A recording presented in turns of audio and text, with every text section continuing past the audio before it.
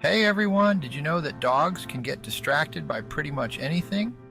Yep, a leaf blowing by or a squirrel in the distance can easily steal their attention. But don't worry, that's why we're here today. Today we're diving into a super important topic. Teaching your dog to focus on you. It's about building a real connection and communication between you and your furry friend. Now let's talk about the challenges we often face as dog owners. Ever been in the middle of a training session and noticed your pup staring off into space, completely ignoring you? All right, let's explore some genius tricks to help improve your dog's focus. First off, consistency is key.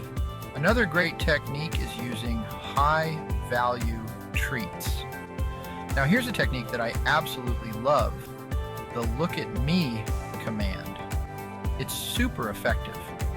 When your dog looks at you, reward them immediately. To wrap things up, we've covered some really important points today. Remember, the more your dog focuses on you, the easier training becomes, and the stronger your relationship will be. Now it's your turn. Drop your thoughts in the comments below. Thanks for watching.